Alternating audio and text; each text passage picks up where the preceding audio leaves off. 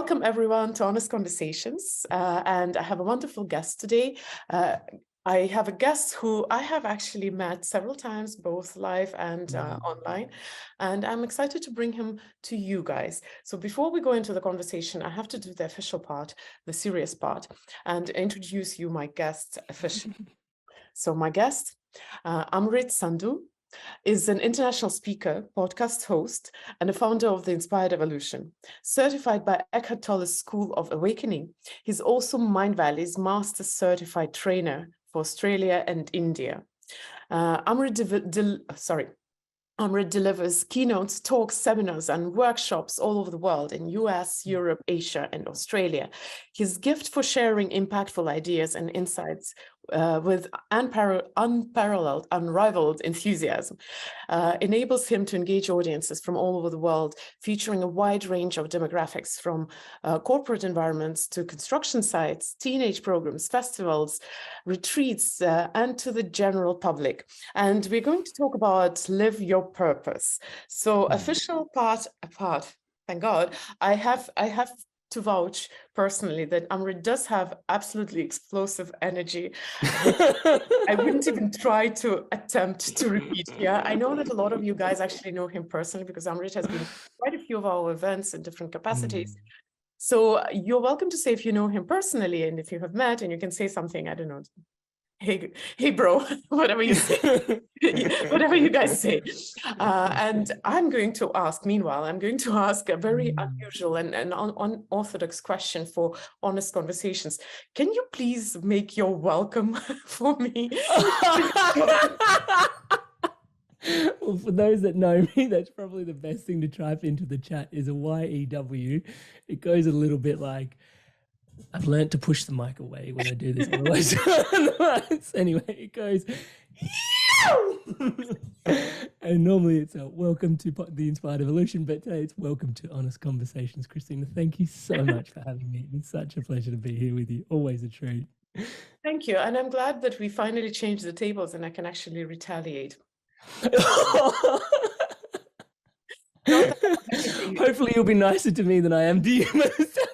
No, you have been very nice to me, and I don't have anything traumatic to remember to retaliate.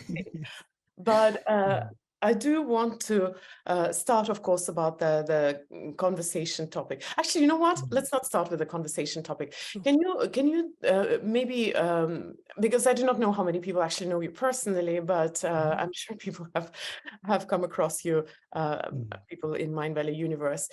Can you tell your path or share your path to personal growth and transformation? What got you started, and maybe just not too long, but the story of starting to having your own podcast. And I mean, you do have very wonderful accomplishments like Eckhart Tolle's certification, and of course, well, for Mindvalley, I can't vouch. You definitely can. I'm very proud of it. Yeah, thank you so much for asking that question. I'll try and keep it concise because and I'm aware why you're, trying to keep it short, because I think for most of us, there's definitely these milestones that we can share when we have this conversation, but our journeys are quite long as we go through the journey, of course, of life as well. So for me, there's two pretty seminal moments that sort of came to the podcast being, and I share this a lot in my coaching as well. It's an appropriate conversation to have a conversation around when you're discussing purpose. So one of the things that I've found through the Inspired Evolution podcast, people, continue to ask me, what are some of the biggest lessons you've learned doing a podcast for about 6 years? And one of the things I keep finding is, as I interview people, is I find myself saying this, which is our biggest challenges form our biggest gifts. And I just see that happening time and time again. You look at Marissa Peer, she was told she was not going to amount to anything. You're just a nanny. She said all this brutal stuff to her. And, that stuff gets in. And now she's someone that has grown into being, RTT therapist, helping people with words matter, hypnotherapist to the celebrities, to the stars. And so she overcame her biggest challenge, which became her biggest gift. For me, my biggest challenge was through adolescence. I've struggled with depression for about 6 years. And that brought me to mindfulness and meditation. And that was probably the first seminal moment. I remember when I got diagnosed with depression, I was sitting opposite a psychiatrist and a lot happened, as you can imagine. at 24, you're pretty invincible, especially as a young man. And so you can imagine it was quite a calamity of things that would have piled in on top of each other. Trying to keep it concise here for the audience, for me to end up landing in a psychiatrist's chair and saying, hey, like something's wrong, like a lot is wrong. And in her infinite wisdom, she said, hey, you're struggling with depression. And for me at the time, it was kind of therapeutic because, you know, some people hate labels, but for me, it was actually really therapeutic because I was like, oh, this is that thing that I've heard being talked about. Oh my God, there's space. I thought this was, I always knew there was something wrong, but I didn't know if it was really something wrong or if I was, you know, so that was really therapeutic to hear. And from that point, she gave me pills, which wasn't the best. We can discuss that further if we want to. But then my doctor actually gave me mindfulness exercise. And when she gave me the mindfulness exercise, I was like, breathing? Are you serious? Like, I'm like 24, like I've been breathing, yeah, like I'm alive. I scoffed at it so hard. And eventually I was in a situation where, you know, I was exposed to, okay, I'm just going to try this breathing exercise when my anxiety got really high. So depression and anxiety are usually very like this because the challenge is you can't stay present, as you know. And anxiety leads you to the future, depression to the past. And so learning to be mindful, learning to be present, and how it actually shifted my state. And I was like, whoa, okay, like I can actually come back and not feel all these depressive thoughts and feelings and all this anxiety and all this pressure just through accessing my breathing. That coupled with, at the time, counseling through the therapist, which was, she helped me reinstall values that were bringing me more alignment into my true self, realizing that values were something that we could work on and we weren't just sort of set up the way that we were. I went from fixed mindset to growth mindset, right? That was a huge period of my life. So the two things that came to me in that period were honesty as a value and mindfulness and meditation as a practice. And so that was my biggest challenge at that time, challenge number one. But that wasn't quite where the podcast was birthed, but that was where my personal development and personal like self-awareness journey really commenced and really started. Fast forward about 4 or 5 years from there, my next biggest challenge was being stuck. Like then I got into, like I did really well at university while I was while I, through actually having this amazingly robust meditation practice. It was almost like a sorry, I was just sort of, someone said I could speak a bit louder, so I'll just turn the volume up. One of the things that I've noticed is, so having gone through that journey, 4 or 5 years into it, I found myself getting an incredible job, like the best job that I could have gotten given an engineering degree here in Melbourne in Australia. And I had pretty much my pick of the litter because when I graduated university, actually, I didn't just graduate top of engineering. I didn't graduate top of, just my type of engineering. It was actually top of the entire, thanks, Karen, the entire cohort with everybody in there, right? And it was remarkable. And I don't share that to gloat. I just say that because someone that, you know, prior to when I was depressed, one of the big things in the calamities was I actually got kicked out of university for failing to attend. And then fast forward with good mental health, 4 years later, when I finally graduated university, I graduated ducks of like, you know, highest or most highly decorated student. And when they asked me, they said, why should we give this award to you? And I was like, look, if there's ever a rags to riches story, or if there's ever a story that can be used to inspire others, this would be it. And the proof is in the pudding that mental health, when you're on track and purpose, like it makes such a seismic difference. And they're like, yeah, you're absolutely right. This is definitely why we should give you the award. So that was the polarity between the two. And with that, once I finally graduated, I got to the point where I had the pick of the litter of the jobs in Melbourne, and I got paid very well for a graduate. I stayed in that job for about 7 years, and it was one of the most soul-sucking things I've ever done. And that sort of career misalignment has been was the second biggest pain in my life. So the first one was the 6 years of depression, and the second biggest challenge in my life was the 7 years of career misalignment. We can go deeper into that, so I'll try and keep it concise here, but that was my second biggest challenge. And from there, going into work, there was just 1 year where it was like everything counted to the point where it was just, this is not how life should be. There are people that are creatives, there are people that are entrepreneurs, there are people that are living in alignment to their values. I knew enough about values from my meditation, mindfulness practice, but I wasn't living in alignment with them, you know? And so from that point, there was this year where it was just like, okay, something's got to shift and I don't know what it is. And interesting story. That year, actually, I was like desperate to apply to just work at Mind Valley, actually. But as the universe would have it, a bunch of different stars collided, and the opportunity to set up my own podcast came to be. And yeah, it was through a lot of pain. It was a very difficult period, but I was inspired to interview people such as yourself. To, you guys are authors, speakers, creatives, entrepreneurs. And entrepreneur to me just means you got creative about how you're making money and providing solutions and resolving issues in society. So it's all about, how do I live life as a creative, right? And that was the birth of the Inspired Evolution podcast. And I just decided I was going to interview people like yourself every week and just sort of see where that would take me. And hopefully I would learn how to be a creative entrepreneur of my own right on the other side. And here we are today. So I did want to ask this question more as a background, because yes, talking about purpose, it does make sense to know a little bit of a personal story, but I can't avoid asking a few more follow-up questions, which are more along the lines of personal questions. So one of them would be a logical thing that comes to mind. So if you studied engineering and started your career in engineering, and then you said that it was a soul-sucking journey, does that mean that your choice of profession was a mistake? And if so, why did you pick it? And it's a doubt if you should have picked it. Was there a choice ever? Should I do engineering or something else?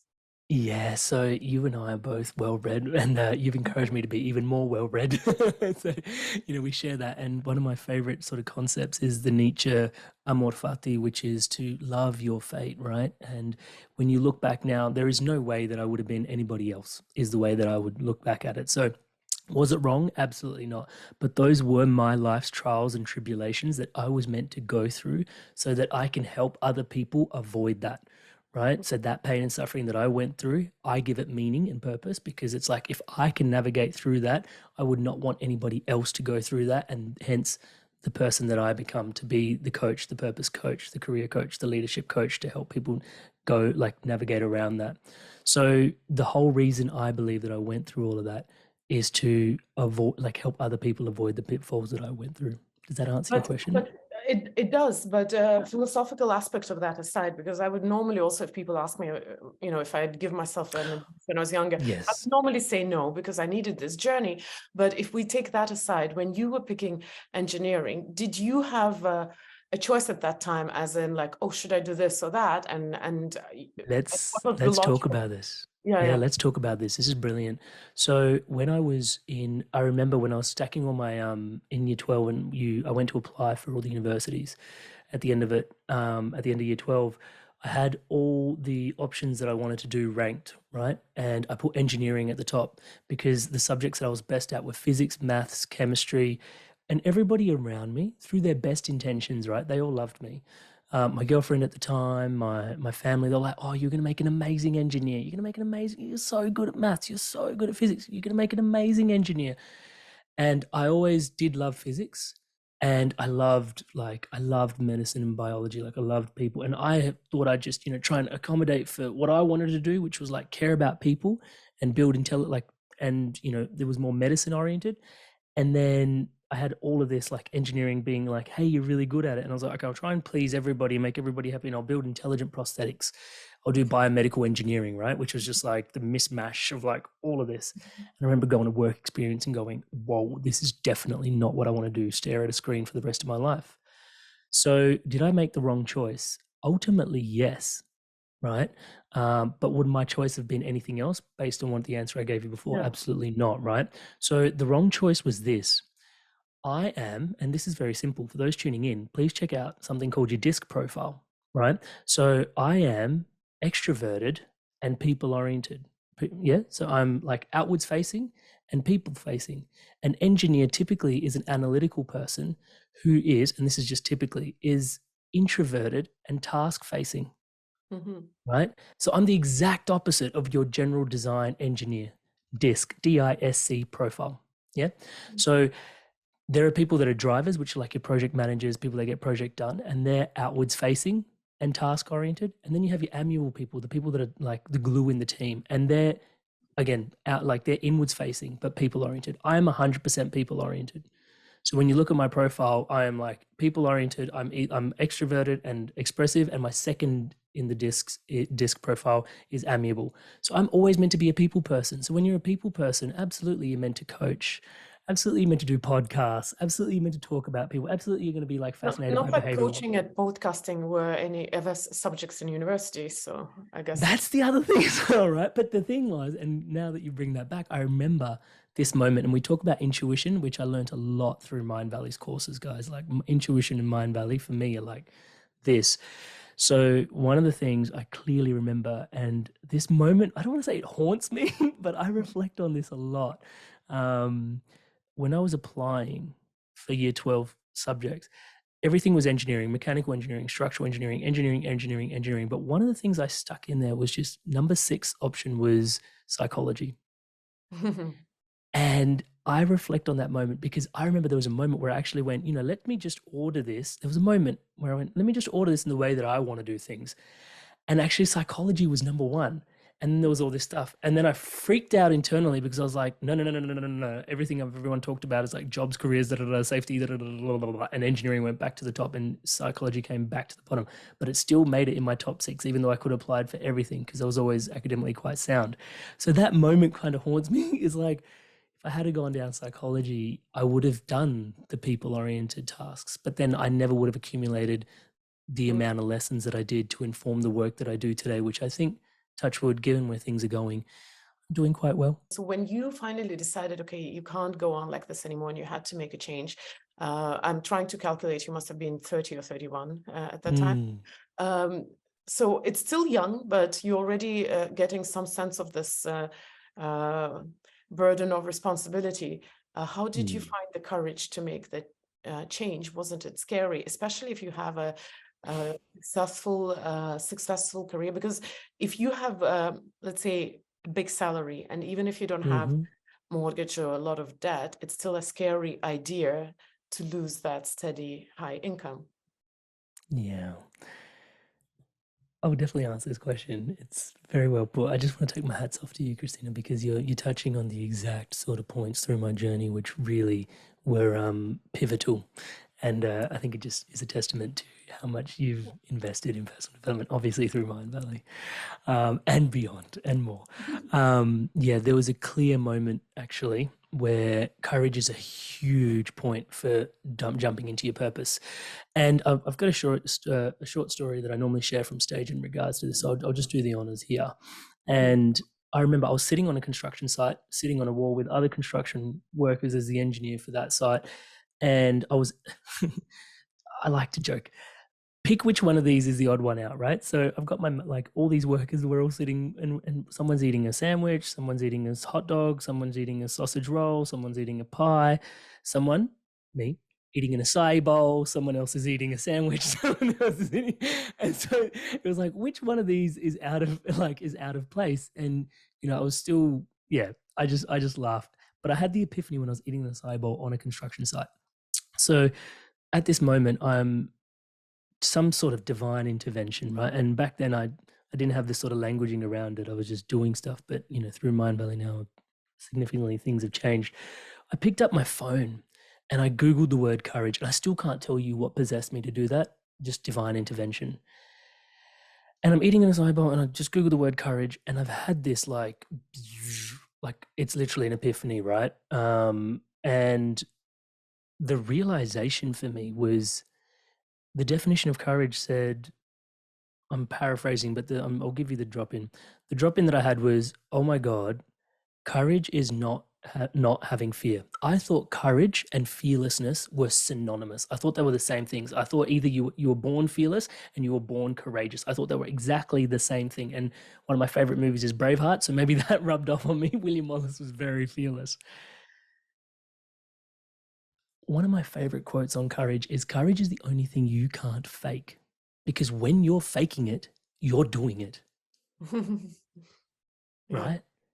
And so the realization for me was courage is not having fear. Courage is absolutely having fear and then taking action anyway. It was almost like I needed fear as a prerequisite to demonstrate courage. Oh, that that was huge, because the very next epiphany that I had was, okay, what is my biggest fear? It was just like where my brain went. It was like, what is my biggest fear?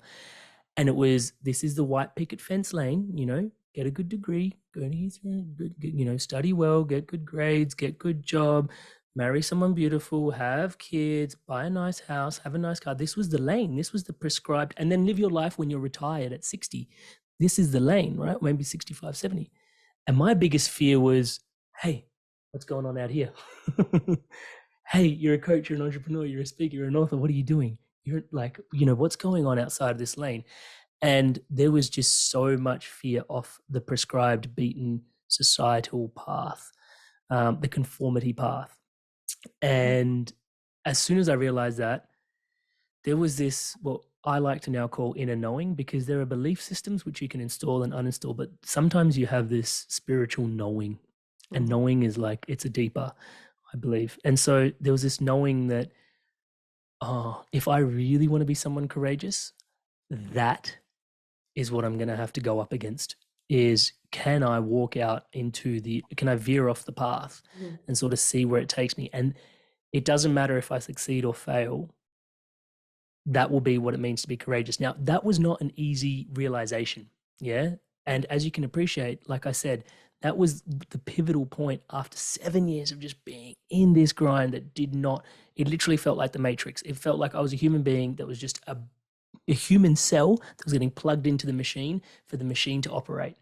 It was really hard for me, right? And I'm just going to leave it at that. And there was one really pivotal conversation on the back of that realization that I sat down with a mentor, which is why I love coaching. There's been so many people that have been seminal on my journey, that supporting others on their journey is just everything to me as well. I sat down with a mentor, a very dear friend of mine, and I asked him like exactly the question you asked me. I was like, look, I took the long way around with my depression to finally get my degree. And now I've got my degree and I've been working for a while. And, my wife, she's been working through the whole period. Then she was my girlfriend then. And, I'm just not sure if she deserves me to sort of veer off this path when I finally have like been so stable, earning stable income, et cetera, all the things you mentioned too. And he turned around and said, I know your wife, girlfriend, and I think she would much rather be with someone that took a chance at their dreams than suffocated themselves silently. And that piece of mentorship, simple 2-minute sentence, shifted. It was like, actually, he's right. He's right. And we all want that for each other. We all want each other to be the shiniest, most brightest, most vibrant version of ourselves, right? And that gave me the courage to say, hey, you know what? It's going to be difficult. It's going to be odd, but I'm going to have to face this particular demon if I'm going to actually exhibit courage and be a courageous person, which deepened my knowing. I was like, I can be someone courageous. And as I was faking it, I was making it. That was the glory of courage. You were describing it very interesting that you have this one lane, picketed lane. And a lot of us, when we are born, we're giving that tutorial to successful life, I believe, where our purpose in a way is prescribed to us. And I will speak right now as a woman, because I know for women it's more prescribed than for men, although maybe I'm not fair to men, I do not know. For women it's kind of clear. Yeah, of course we all are supposed to get a good education, good job, and be paid well, but we are also supposed to have a family, to be married, to have children. So and it seems like a clear path. Seems like this is the purpose, this is the way. So how are we to even question that if we are in that picketed lane and your views are actually covered? And are we supposed to get off this path? I guess we are, but generally the question is, where does that clarity of the goal come from? And or let's talk. Maybe how do you break out of that? Yeah. So let's understand the nature of the beast before we try to approach it and then try to slay it, right? So the nature of the beast, and you politely called it prescription, it's an indoctrination. Yeah, it's deep. Like we're enrolled from a very early age. Even the schooling system, which Mind Valley is like, trying to disrupt. We were like you were set up for jobs. The education system sit in a chair for this long for extended periods of day from the age of 5 all the way through to 18, and then some further education. These are set up for jobs. But what happens if you don't want a job?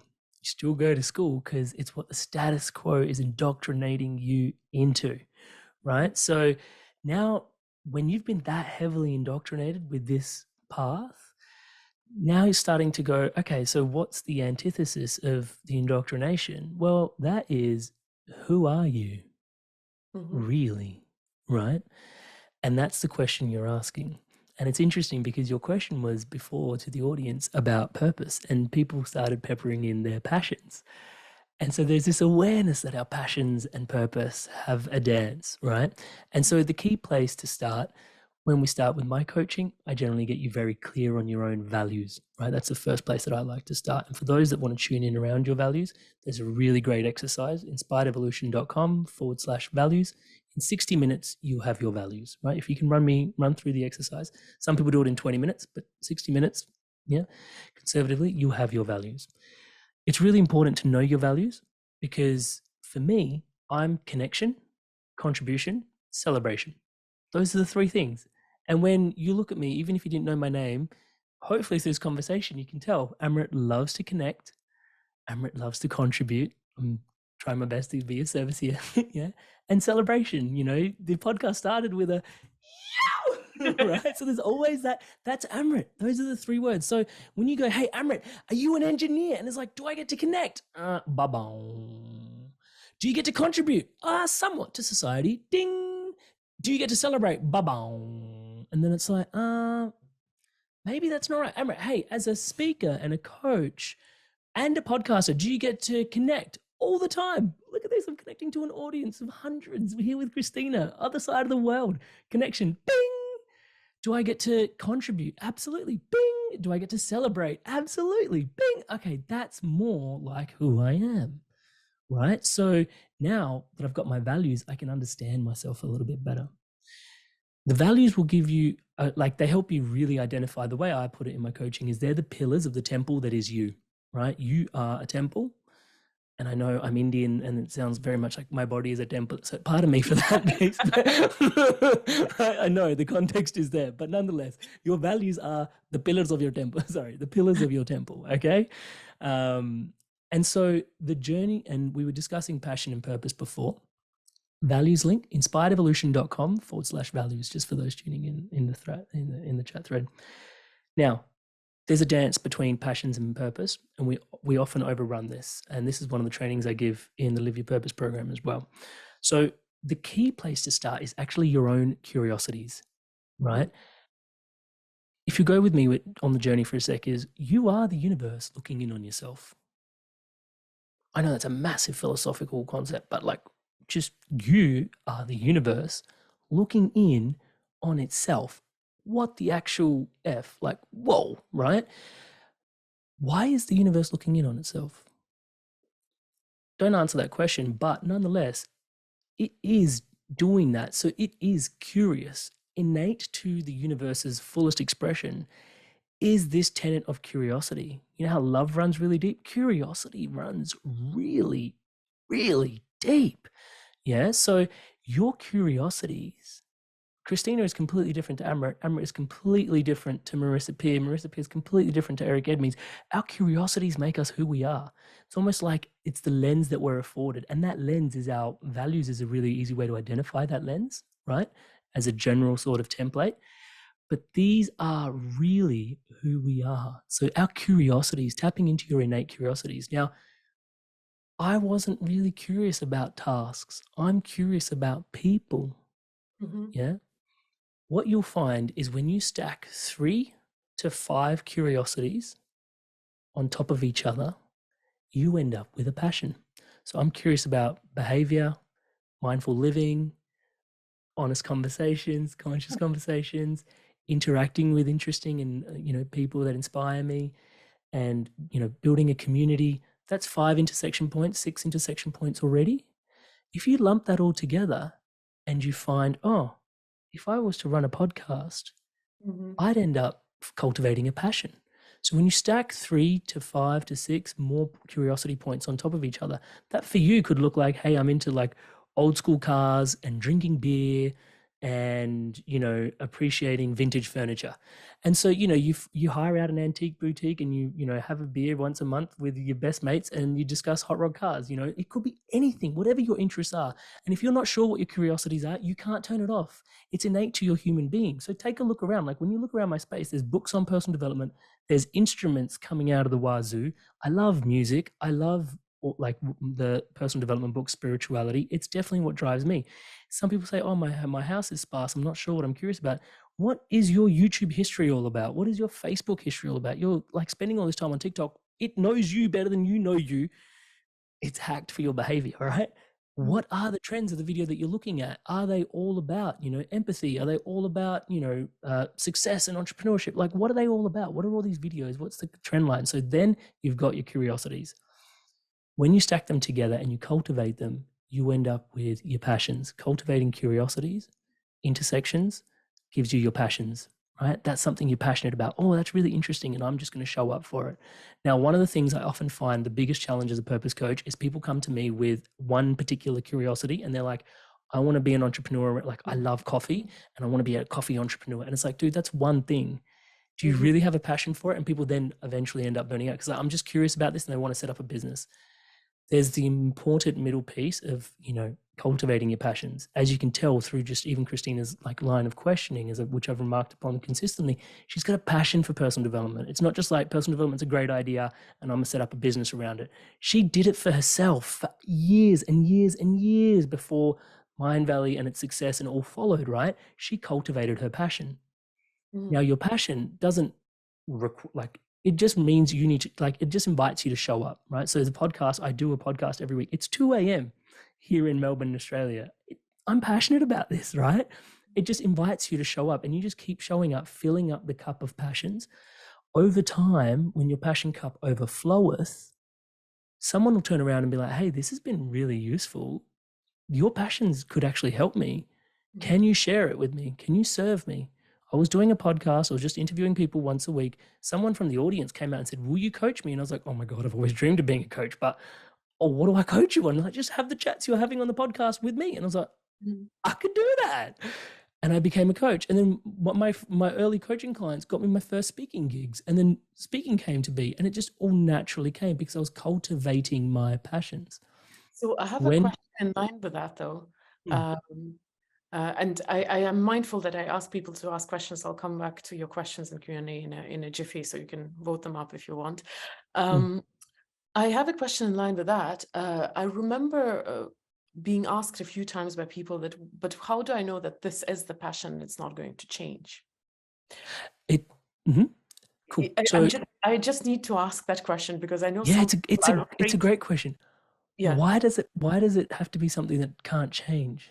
Like when I look at the initial start of the podcast, I was all about entrepreneurship. It was so much more heavily focused on entrepreneurship. I look at where the podcast is today, it's so much more heavily focused on spirituality. You know, and you give yourself permission to change and evolve. Absolutely. Right. So, and again, if you're looking at like, okay, something that is finite as one curiosity point, coffee, and then you're trying to build a business around it, it doesn't work because you haven't built the passion around it. It takes time to cultivate your passions, right? That process alone will help you get clear, right? If you don't stick with it, if it's like, oh, I really like hot rod cars and coffees and a few other things, and you try and stack something on top of that, you know, if you can't continually show up for it, then you're not passionate about it. And in fact, you don't need to show up for it. That's the beautiful thing about passions. They invite you out. It's like I said, it's 2 a.m. here. This invited me out of my bed to come and do this with you guys, right? Like I'm excited about this. So it will naturally stand the test of time. So if you feel like it's not standing the test of time, it's not inviting you out, it's not invoking inspiration within you, inspired evolution, then it's not for you, right? That's not one of your passion points, right? Or there's not much in there that is actually calling you into natural animation, right? So that is the answer to that question. Just to finish what I was saying before, when you've got your curiosity points, cultivate them to cultivate your passions, and eventually you could serve your passions to others, and that service is your purpose. Mhm. And that's basically the formula. Get to know your curiosities. You've got your passions, cultivate your passions, and ultimately you land in your purpose. Once you're serving others, that thing that you're so passionate about, and you would do anyway. If I would have these conversations if people were paying me or not, right? The remarkable bit is I get paid to do it now, touch wood, which is still blows my mind and is like the centerpiece of my gratitude, and along with my family and stuff, right? But that's, touch wood, what's available when you're on your purpose. So I did have a question, the difference between passions and purpose, and I think you've answered it pretty much right now, just before I got to ask it. So I'll ask our passions are for ourselves. I'll just be clear. Our passions are for ourselves. Our purpose is for others. And the only difference is service. But don't rush off to serve others with your curiosities. Take the time to cultivate your passions and energize yourself through them. It'll bring you energy. You'll be animated by it. And naturally, the organic flow of your passions will unlock your purpose. So the question that I have to ask before I go for your questions, guys, and thank you for leaving them there in Q&A. The question that I want to ask is this connection between mental health and purpose. Why I'm asking it is that we normally, if we look for purpose, it's not for the sake of feeling better. It's almost like an obligation. You have to have a purpose in life, right? So where's the connection, and why is having a purpose important for your mental health? Again, a little sidestep is that sometimes our purposes are more associated with anxieties and worries than actual mental health. You know, if you have a business, it's almost a stereotypical picture. You have a business, you're passionate about it, you're worried about it. Yeah, it's like a baby. And I appreciate the context you're asking the question from, being awesome as well. And giving us permission to be absolutely ourselves. And yeah, you're right. In some instances, when we're rushing behind our purpose, the conversation around purpose can be somewhat anxiety provoking. Yeah, sure. But even those kind of stresses and fears, I feel like those pressures are guiding us back home. And we can talk more about that down the track. The key thing about purpose and mental health actually is it's the message that I carry in my heart, and it's my truth, and I've seen it live out again and again and again. It happened in my story. Like when I was, for 7 years, like career misaligned, I was going to the gym, I was drinking green smoothies, I was eating acai bowls, I was doing all my stretching, lifting all the weights, going for runs, doing all these things, and I was doing my meditations, and I was not the most vibrant version of myself. The age we're coming into, or maybe it's always been like this, our boundaries are dissolving. You can't show up to work. I was showing up to work 12 hours a day, but nonetheless, you can't show up to work 8 to 9 hours a day. Do something you hate. Spend the other 8 hours outside of your bed. We all love sleeping, right? Spend the other 8 hours doing all the stuff that makes you happy and healthy, and yet still trade a big third of your life, right? If you look at it, waking hours, 50% of your time doing something you hate, and feel like, oh, I feel great about life. I feel great about I've got great mental health. What? The expectation is unrealistic. So the message in my heart is that your health is your purpose, and your purpose is your health, right? Now, admittedly, carrying that message in my heart through the 7 years of challenge was actually one of the most painful challenges, and it did help me evolve through it, but it was a burden almost to carry that message in my heart through that period, right? Now, all of that to say, I thought I was alone in carrying this idea, this awareness that our purpose is intrinsically woven into our mental health and our journey. But when you look at something as old as the Vedas, which is the science that, then the yoga as a science comes from Ayurveda, and like the Vedas and go on and so forth. The whole purpose of Ayurveda, which is health, right? 2,000 old, 4,000 old year science dedicated to health. At its core is your dharma. The whole reason health exists is to facilitate why you're here. Right? So you want to be a healthy, vibrant version for yourself, but why? Because of your purpose. So the whole construct around your health is here to live the reason that you're here. And that reason is your purpose. So your mental health, your purpose is your health, and your health is your purpose. Now, the reason I say mental health is because people can feel the suppression, they can feel the challenges, and they can feel so much stress. And I find myself saying this again and again. Obviously, there's an asterisk on this, but to some degree, but stress is a blessing. Stress is letting you know that you're out of alignment, you're pushing too hard, you're going in the wrong direction. Do you know how stressed I was in the wrong job? Yeah, it was a feedback mechanism that, hey, you're not facilitating your curiosities, you're not doing the things that bring you passion, you're not doing the things that you enjoy. And I was like, just another coffee, and I was feeling really shit about it, and I was going to work, and I was doing all the things, and no, dude, right? No, I didn't have good mental health then.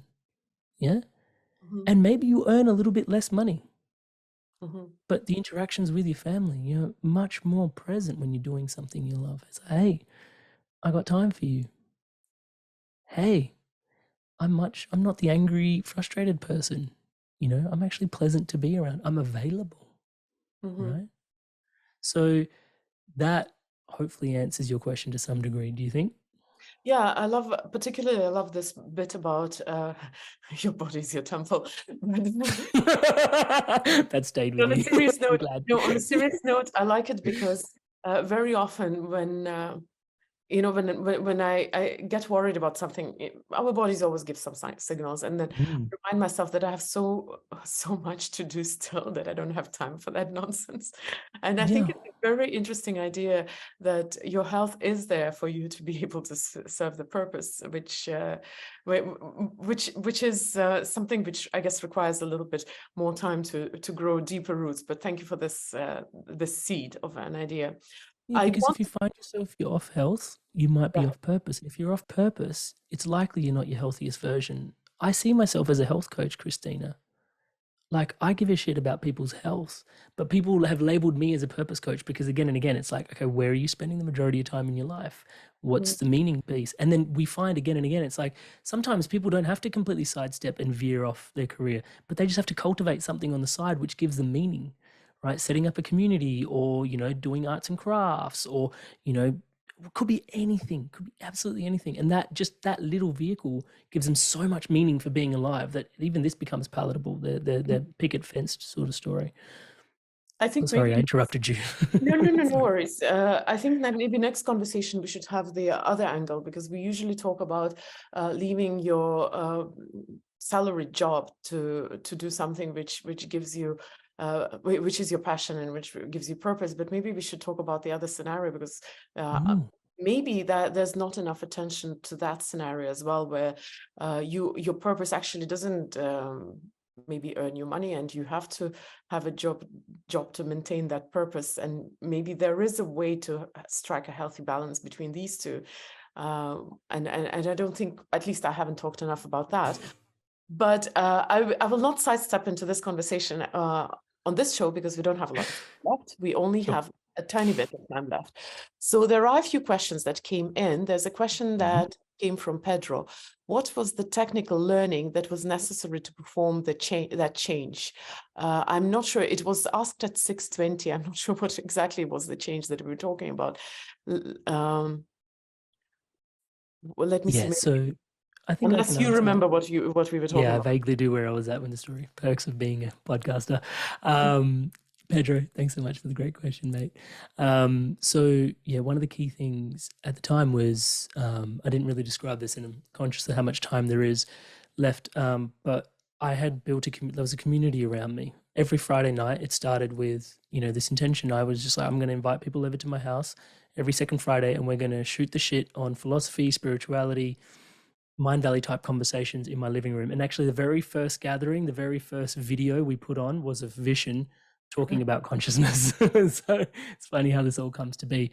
6 months into that, the community was like, you should do a podcast. These nights and these conversations are ridiculously good, touch wood. And I was like, I'm not an expert. I'm the humble eternal student, bro. Like, I don't want to show up to a podcast. Every podcast I listened to at the time was like, I'm an expert, listen to me. And I was like, this is not me. And then a mentor appeared saying, hey, would you do a podcast? And so the technical learning that I took on at the time, and this could be anything for you, right? But my community was like, do a podcast. A mentor appeared, said, doing a podcast. And I realized I was this resistance piece. Again, right? This happens a lot in people's story. And I was like, nah. And then it was quite an investment. It was now you don't need to spend this much, but back when I started, this is how much it was like $12,000, $10,000 to set up a podcast course, right? And I was like, what's the worst thing that'll happen? I woke up 3 a.m. one morning just going, okay, fine, I'll get out of my own way, just take my credit card money and I'll go back to sleep. And I literally just allowed this to happen. But for months there, my community was like, set up a podcast, mentor appeared, I want to mentor you into a podcast. And I was like, no. But that was the technical learning that I took on, which was setting up a podcast. Honestly, it could have been anything. Yeah. But it was just doing something different out of the behavior patterned norm, right? It was a total pattern interrupt. Who was Amrit, the engineer, to be doing a podcast, right? But my friends were telling me so, the mentor wanted to do so, and I had to get out of my own way to give myself permission to enroll myself. I like this idea about getting out of your own way, because I think we're in our own way on so many levels. Sometimes like, just go chill.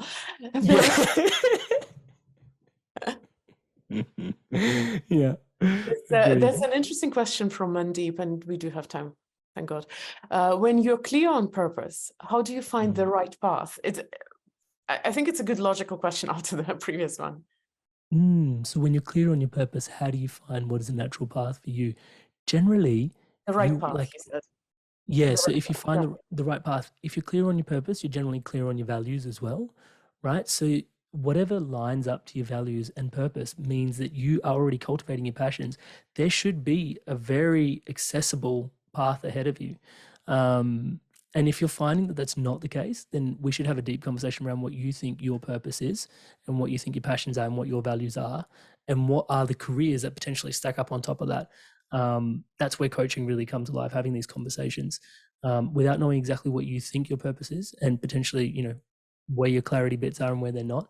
I'm not saying you're not clear, but, you know, just finding out what that is. From there, we can really stack up your careers. Like I said before, like once I got really clear on, oh, I'm extroverted and I'm outwards facing, literally everything fed back to me. I was like, you're meant to be a coach, you're meant to be a teacher, you know, and I was like, oh, well, oh, okay. And that's the stuff I was always called to, but I was too afraid to go to. So, you know, maybe there's some of that, you know, maybe like I was saying before, I was in my own way, but potentially you might be as well. So what comes first? Your passions? Well, I think I'm trying to ask a follow-up question to the one that Mandeep just asked. So if you're clear on your purpose, doesn't it come from you doing already something? Like in your case, you were having some conversations. They were not called podcasts. You were not a podcast host at that time, but the activity itself was already in it. Exactly. So, I was already having conversations about all the things that I'm having on the podcast with my friends, and it was energizing. Every second Friday, I was opening up my house. People were loving it, and they were just rocking up. And it was like this gathering of eventually 25 people every second Friday, living in my living room, just having chats. It was prescribed for 3 hours. 8 hours later, people still here talking about Jungian philosophy, archetypes, stuff like this. And I'm like, what is going on? So you're already taking action. Is it theoretically possible that you know your purpose, but you have done nothing in that direction? I think we all innately, deep down inside, have this knowing that I referred to earlier. But it's unlikely that you have, I find it's unlikely, and I'm happy to be proven wrong, that you have been succumbed to all the indoctrination that society puts on us, all the rules and the culturescape, right? All that laid out on top of us, and you've come to a clear inner knowing without having to actually step out and take some action and explore some other things, right? It's all about curiosity and exploring those curiosities to cultivate your passion. If you haven't taken the time to actually do something with them, it's unlikely that you're super clear on what your purpose is. You might have an idea on what you think your purpose is, but you haven't actually stress tested in the market, right? Because remembering your passions are for you. So you need to cultivate your passions, and eventually the marketplace will turn around to you, and this is the entrepreneurship, and be like, hey, serve me please with your passions. And it's like, oh, okay, now it's my purpose. So if you're sitting there ruminating on something, it sounds like you've got some real clarity around your curiosities and what you think your passions are. Keep exercising that, allow them to grow, and then eventually purpose will come. So yeah, because I was thinking of a hypothetical scenario where somebody says, I want to be an architect. Have you read any books on architecture? No, none. So it feels a little odd, but let me see if there are any more. What was the website that Amrit mentioned? It was in 32. I think it was the one with the values. And here's one more question, and we just have that will be the last one. So Christina asks, if our biggest challenges become our biggest gifts, how do we, God, I don't know how to pronounce that word, gawk the stress associated with the challenges? How do we gawk the stress, No, or how do we navigate? Gauge. I'm sorry, I know this Oh, word. gauge. Is it gauge? Yeah. So how do we gauge the stress? Can you ask the question one more time? Sorry. I actually wonder if it's gauge. I think it's some other word. But how do we, if our biggest challenges become our biggest gifts, how do we assess the stress associated with the challenges, or how we do we? Well, it's, you can say gauge. Yeah, this question's a really great question, and at its heart, what you're actually asking about is trust.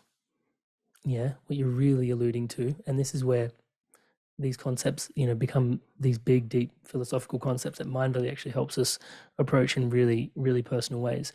But what you're really asking about, how do I trust my path and my journey, that the stress that I'm going through is actually what I'm meant to be navigating, right? And even something as beautiful as Buddhism, right, brings us to this fundamental tenet that suffering is a natural part of life.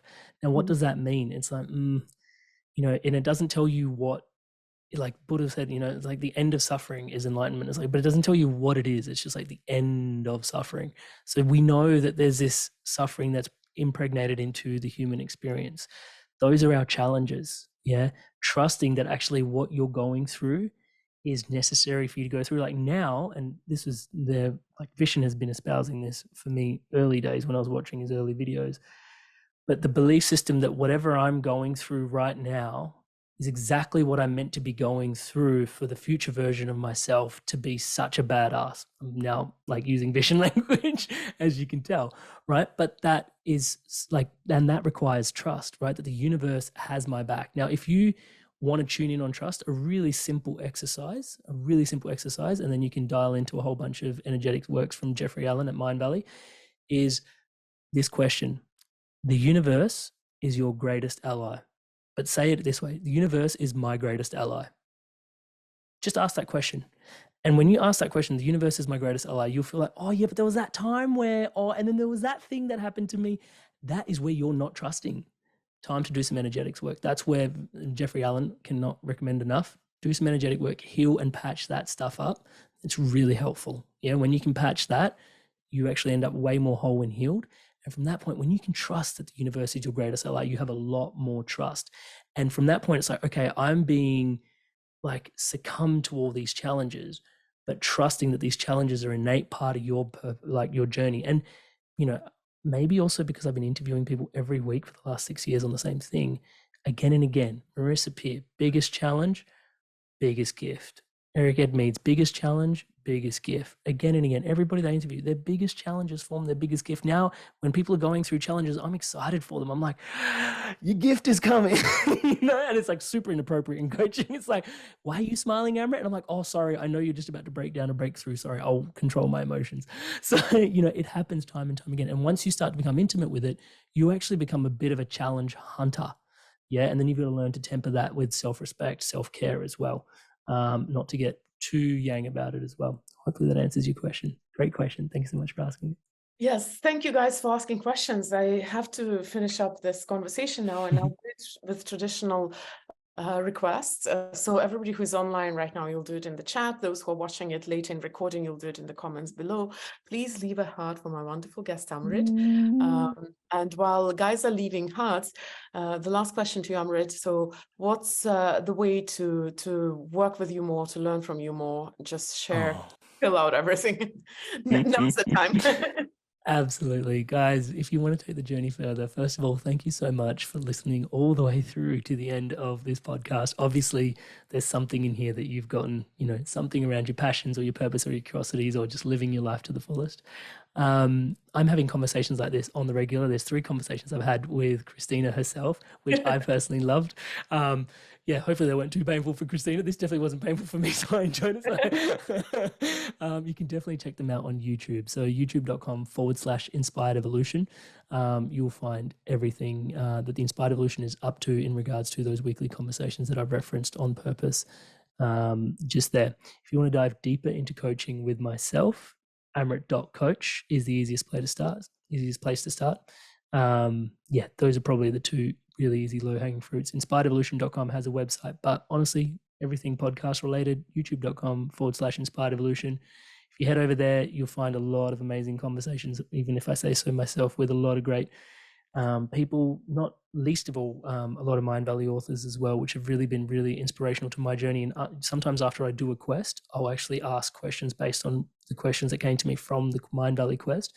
So I feel like I get to go a little bit deeper and ask them the questions. And maybe you've got similar questions having gone through those quests, and you can ask those, like, you know, and you can get them answered through the podcast. So that might be useful for you guys. And if you're looking for coaching, amrit.coach, hit me up. And yeah, I'd love to hear from you. Thank you so much. Thank you guys for joining me and for putting up with me not bringing you up live. I know it's such a bummer, but it is what it is. Thank you, Amrit, for joining and for sharing your wisdom and your really incredible energy, and for your in the beginning. I will not attempt to copy you. I'll just stay me. But thank you. Thank you for being out there. And to those who left the questions in Q&A as usual. And I'll see you in a week. Bye-bye. Thank you so much, Christina. So much love and gratitude for you.